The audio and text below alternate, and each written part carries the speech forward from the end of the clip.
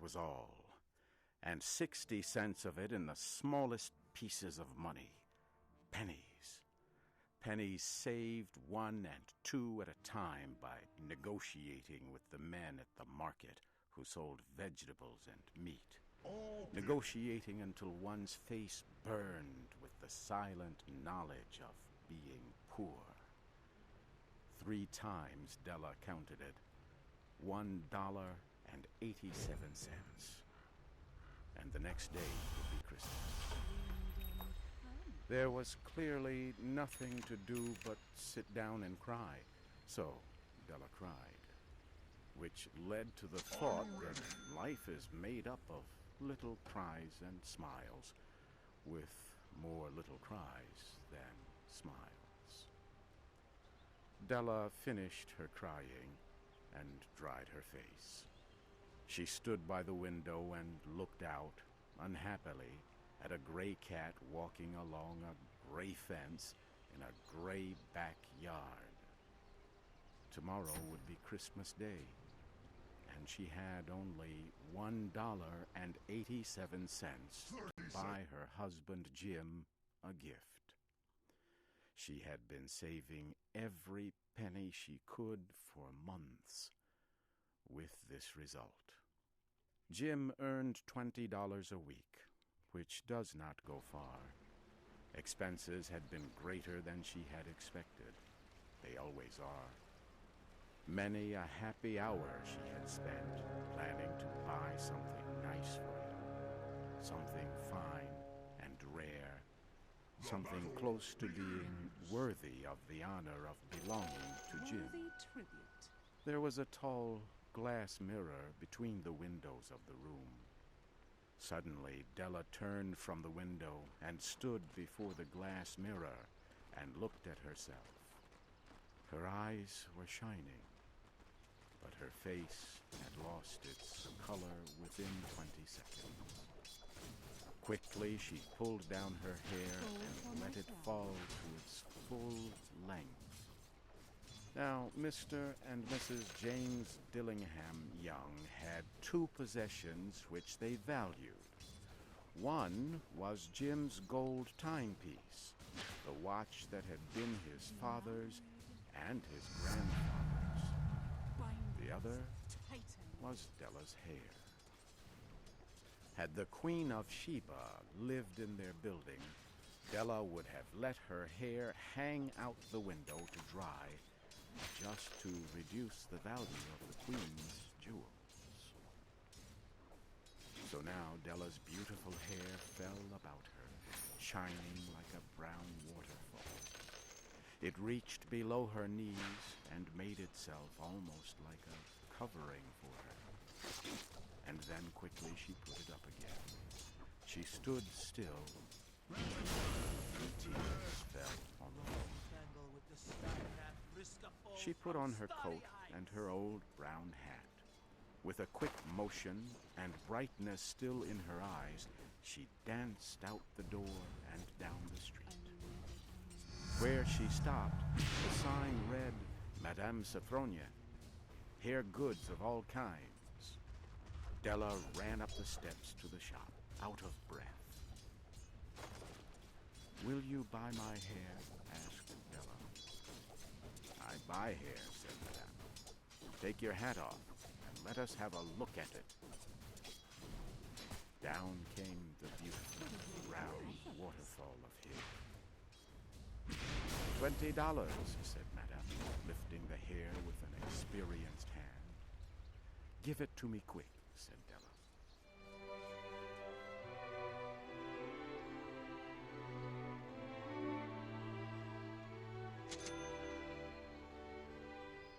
The next 2 hours went by as if they had wings.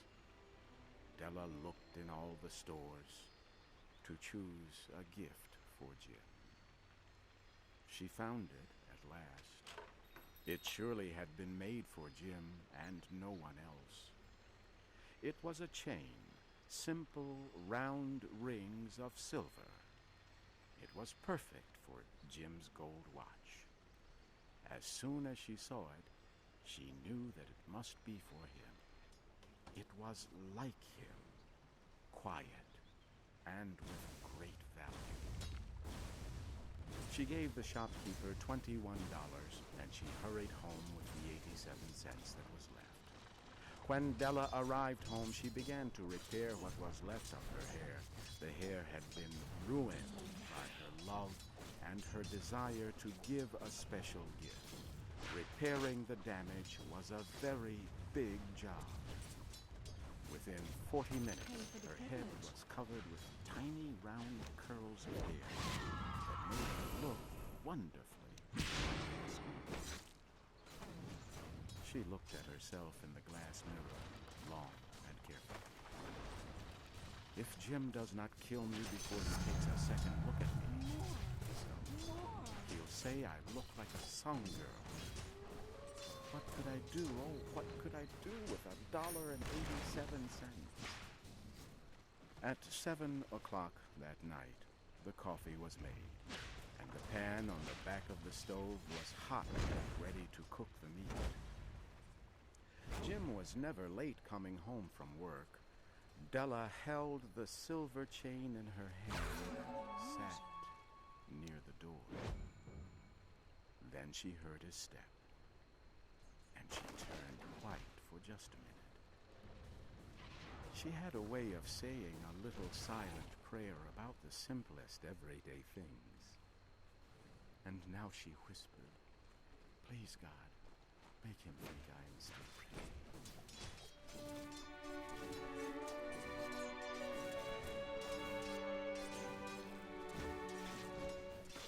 The door opened and Jim stepped in. He looked thin and very serious. Poor man, he was only 22, and he had to care for a wife. He needed a new coat and gloves to keep his hands warm.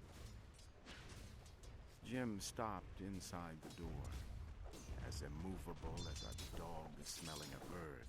His eyes were fixed upon Della. There was an expression in them that she could not read, and it frightened her. It was not anger, nor surprise, nor fear, nor any of the feelings that she had been prepared for. He simply looked at her with a strange expression on his face. Della went to him. "Jim, my love," she cried, "do not look at me that way. I had my hair cut and sold because I could not have lived through Christmas without giving you a gift. My hair will grow out again. I just had to do it. My hair grows very fast. Say Merry Christmas, Jim, and let us be happy. You do not know what a beautiful, nice gift I have for you." "You have cut off your hair?" asked Jim, slowly, as if he had not accepted the information, even after his mind worked very hard. "Cut it off and sold it," said Jim. "Do you not like me just as well? I am the same person without my hair." Jim looked about the room as if he were looking for something. "You say your hair is gone?" he asked. "You need not look for it," said Della. "It is sold, I tell you. Sold and gone too. It is Christmas Eve, boy. Be good to me, for it was cut for you. Maybe the hairs of my head were numbered," she went on with sudden serious sweetness, "but nobody could ever count my love for you. Shall I put the meat on, Jim?" Jim seemed to awaken quickly and put his arms around her. Then he took a package from his coat and threw it on the table. "Do not make any mistake about me, Dell," he said.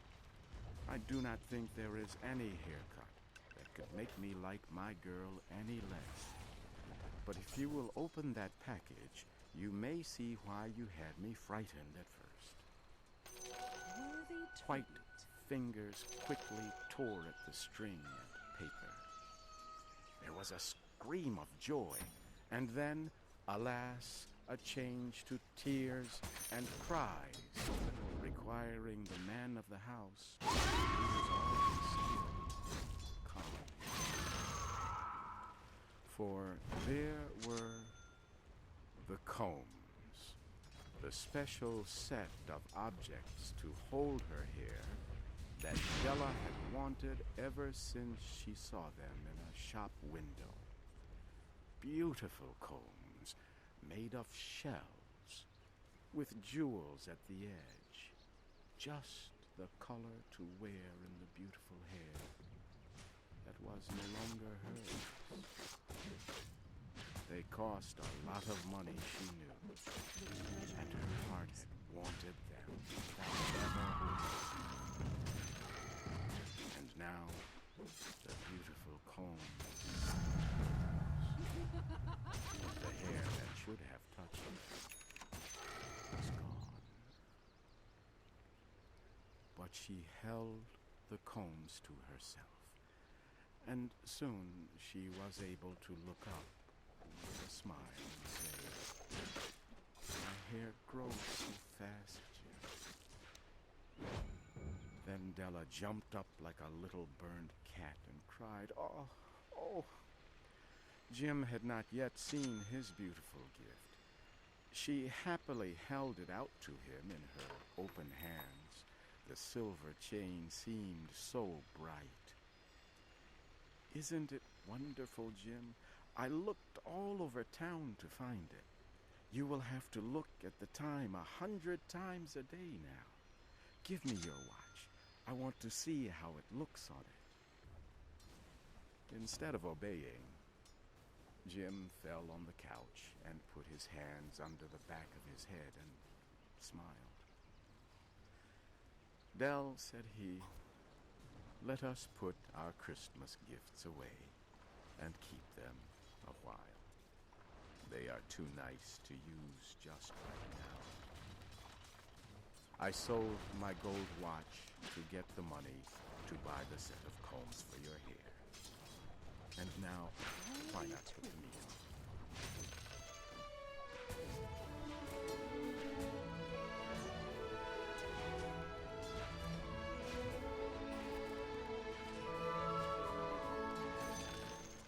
The Magi were wise men, wonderfully wise men, who brought gifts to the baby Jesus.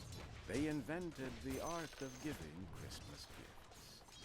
Being wise, their gifts were wise ones. And here, I have told you the story of two young people who most unwisely gave for each other the greatest treasures of their hearts. But in a last word to the wise of these days, let it be said that of all who give gifts, these two were the wisest. Everywhere they are wisest. They are the Magi.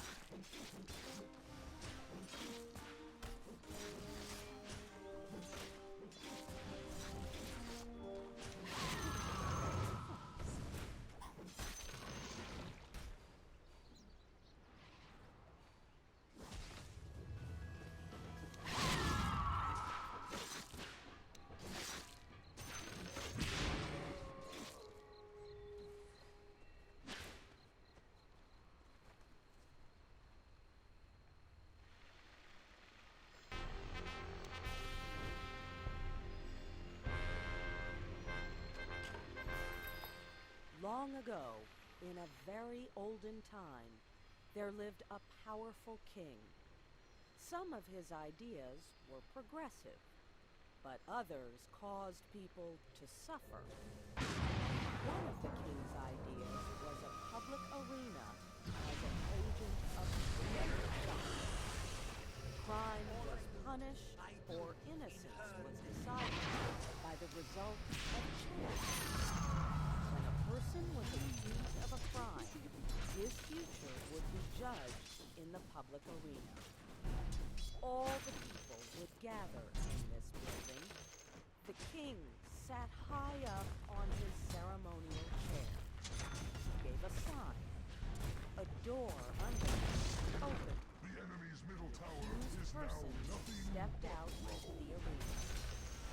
Directly opposite the king were two doors. They were side by side, exactly alike. The person on trial had to walk directly to these doors and open one of them. He could open whichever door he pleased. If the accused man opened one door, out came a hungry tiger, the fiercest in the land. The tiger immediately jumped on him and tore him to pieces as punishment for his guilt. The case of the suspect was thus decided. Iron bells rang sadly.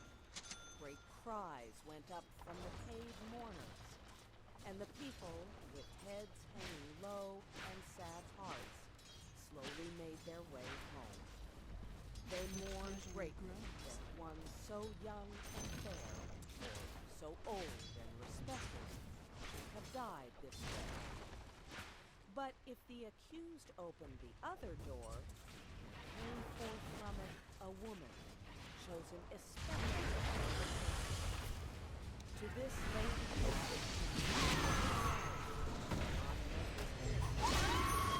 it was not obvious that he might already have a family, or that he might have chosen to marry another woman. The king permitted nothing to interfere with his great method of punishment and revenge.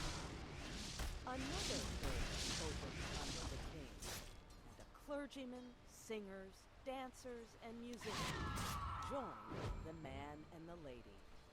The marriage ceremony was quickly completed. Then the bells made cheerful noises. The people shouted happily, and the innocent man led the new wife to his home, following children who threw flowers on their path. This was the king's method of carrying out justice. Its fairness appeared perfect. The accused person could not know which door was hiding the lady. He opened either as he pleased, without knowing whether, in the next minute, he was to be killed or married. Sometimes the fierce animal came out of one door. Sometimes it came out of the other. This method was a popular one. When the people gathered together on one of the great trial days, they never knew whether they would see a bloody killing or a happy ending. So everyone was always interested. And the thinking part of the community would bring no charge of unfairness against this plan. Did not the accused person have the whole matter in his own hands?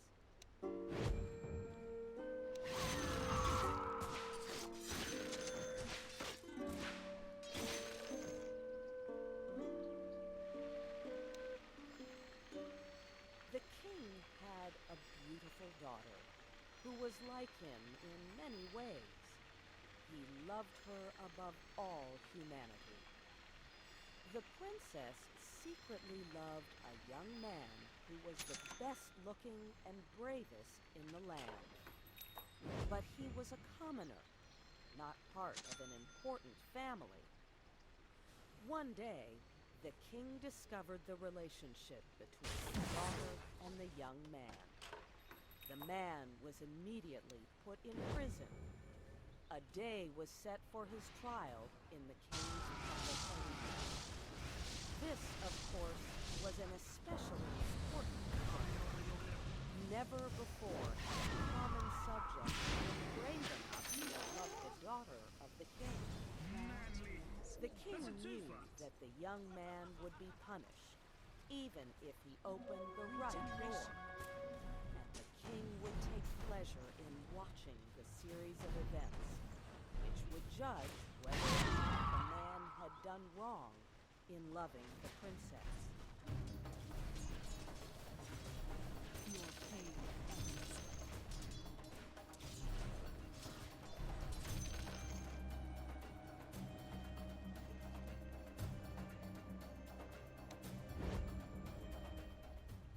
The day of the trial arrived. Worthy From tribute. far and near, the people gathered in the arena and outside its walls.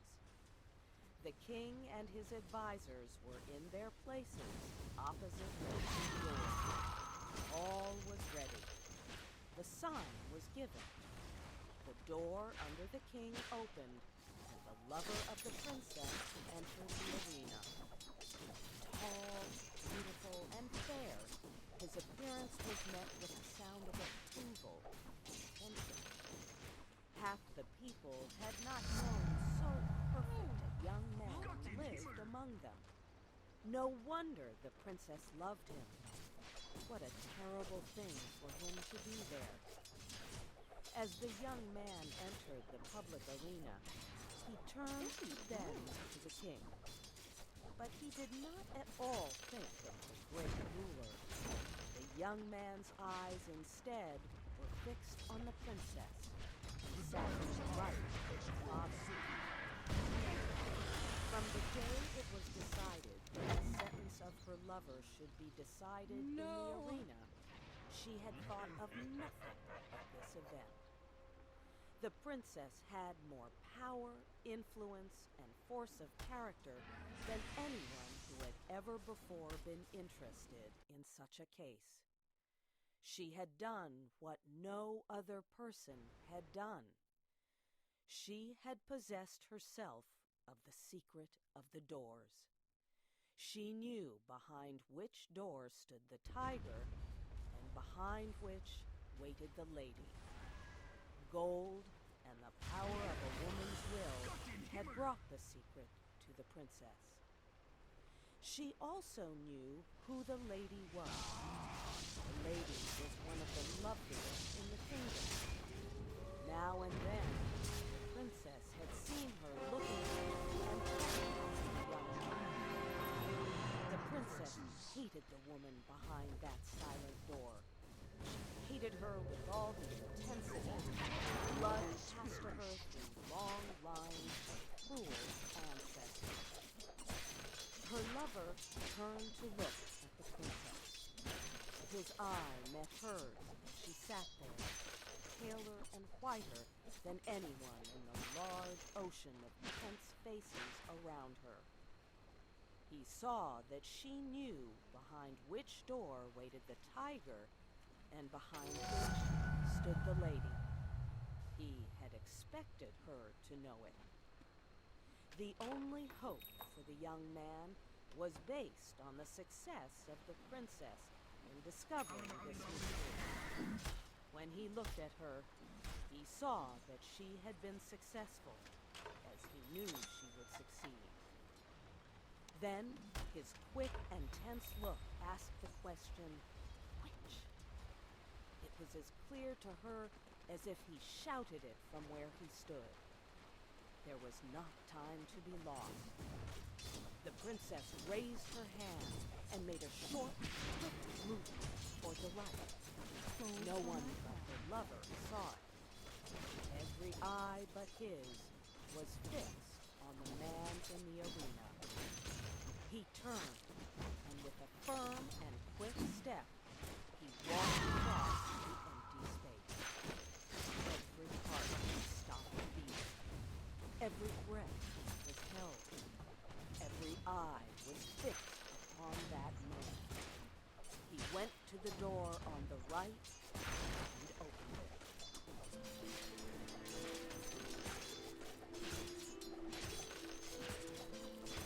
Now, the point of the story is this. Did the tiger come out of that door, or did the lady? The more we think about this question, the harder it is to answer. It involves a study of the human heart. Think of it not as if the decision of the question depended upon itself, but as if it depended upon that hot-blooded princess, her soul at a white heat with fires of sadness and jealousy. She had lost him, but who should have him? How often in her waking hours and in her dreams had she started in wild terror and covered her face with her hands. She thought of her lover opening the door on the other side of which waited the sharp teeth of the tiger. But how much oftener had she seen him open the other door? How she had ground her teeth and torn her hair when she had seen his happy face as he opened the door of the lady. How her soul burned in pain when she had seen him run to meet that woman with her look of victory. When she had seen the two of them get married, and when she had seen them walk away together upon their path of flowers, followed by the happy shouts of the crowd, in which would it not be better for him to die quickly and go to wait for her in that blessed place of the future? And yet, that tiger, those cries, that blood. Her decision had been shown quickly. Days and nights of thought. She had known she would die. And she had decided what she would do. And she had moved to the right. The question of her decision is one not to be lightly considered. And it is not for me to set myself up as the one person able to answer it. And so I leave it with all of you. The open door, the lady, or the tiger?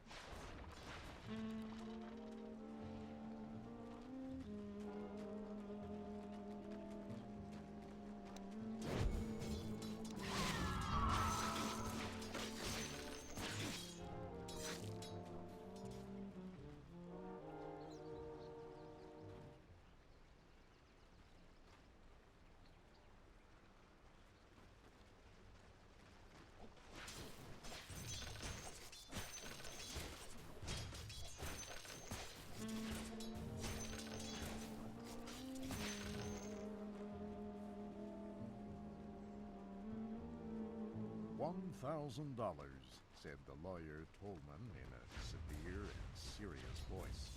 And here is the money. Young Jimmy touched the thin package of $50 bills and laughed. It's such an unusual amount, he explained kindly to the lawyer.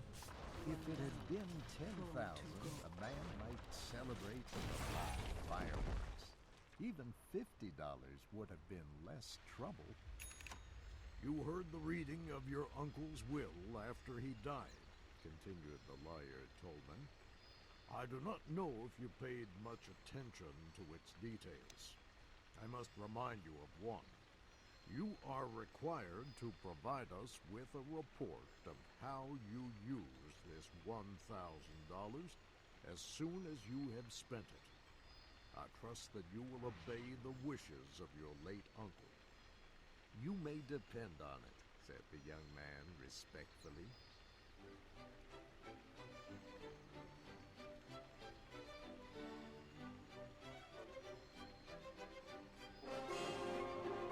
William went to his club. He searched for a man he called Old Bryson. Old Bryson was a calm, antisocial man of about 40. He was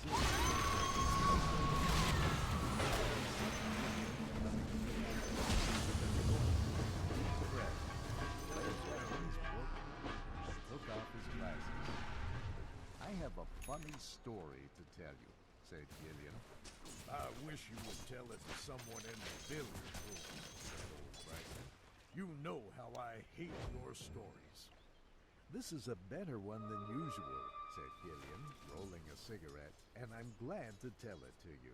It's too sad and funny to go with the rattling of billiard balls. I've just come from a meeting with my late uncle's lawyers. He leaves me an even $1,000. Now, what can a man possibly do with $1,000? Old Bryson showed very little interest. I thought the late Septimus Gillian was worth something like $500,000. He was, said Gillian happily. That's where the joke comes in. He has left a lot of his money to an organism. That is, part of it goes to the man who invents a new bacillus, and the rest to establish a hospital for doing away with it again. There are one or two small, unimportant gifts on the side. The butler and the housekeeper get a seal ring and $10 each. His nephew gets $1,000. Were there any others mentioned in your uncle's will? Asked old Bryson. None, said Gillian. There is a Miss Kate. My uncle was responsible for her. She lived in his house.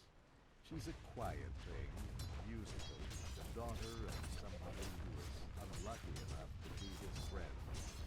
I forgot to say that she was in on the ring and the $10 joke, too. I wish I had been.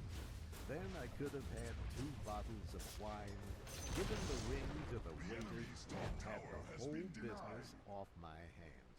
Now tell me what a man can do with $1,000. The treasury grows. Old Bryson rubbed his glasses and smiled. And when old Bryson smiled, Gillian knew that he intended to be more offensive than ever. There are many good things a man could do with $1,000, said Bryson. You? He said with a gentle laugh. Why, Bobby Gillian, there's only one reasonable thing you could do. You could buy rather long hair and a diamond necklace with the money. And then take yourself off to Idaho and inflict your fingers. Likewise a sheep ranch, as I have a particular dislike for sheep. Thanks, said Gillian as he rose from his chair. I knew I could depend on you, old Bryson. You've hit on the very idea. I wanted to spend the money on one thing, because I have to turn in a report for it, and I hate itemizing. For the royal Gillian phoned for a cab and said to the driver, the stage entrance of the Columbine Theater. The square root of the unknown. The theater was crowded, as Lotta Laurier was preparing for her performance when her assistant spoke the name of Mr. Gillian. Let it in, said Miss Laurier. Now, what is it, Bobby? I'm going on stage in 2 minutes. Dire structures are It won't take fortified. 2 minutes for me. What do you say to a little thing in the jewelry line? I can spend $1,000. Say, Bobby, said Miss Laurier, did you see that necklace Della Stacy had on the other night? It cost $2,200 at Tiffany's. Miss Laurier was called to the stage for her performance.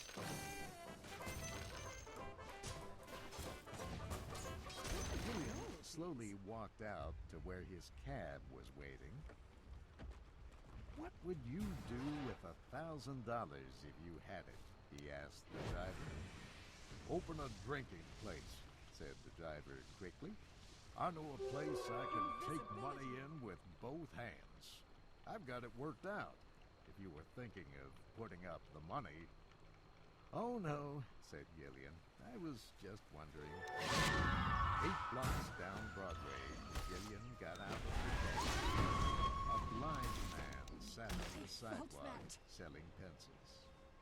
Gillian went out and stood in front of him. Excuse me, but would you mind telling me what you would do if you had $1,000? Asked Gillian. Took a small book from his coat pocket and held it out.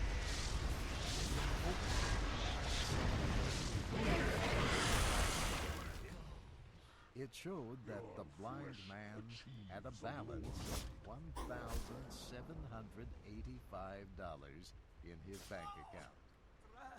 Gillian returned the bank book and got back into the cab. I forgot something, he said.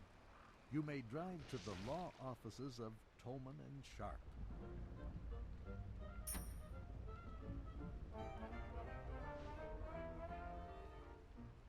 Lawyer Tolman looked at Gillian in a hostile and questioning way. "I beg your pardon," said Gillian cheerfully, "but was Miss Heaton left immediately by my uncle's will in addition to the ring and the $10? "Nothing," said Mr. Tolman. "I thank you very much, sir," said Gillian, and went to his car.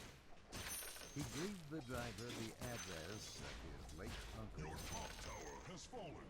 Miss Hayden was writing letters in the library. The small, thin woman wore black clothes, but you would have noticed her eyes. Gillian entered the room as if the world were Your top unimportant. tower has fallen. Went down the whole floor. They had been going over the papers down there. They found Gillian searched his memory for a few. They found an amendment for a postscript, something to the will. It seemed that my uncle had second thought and willed you a bride.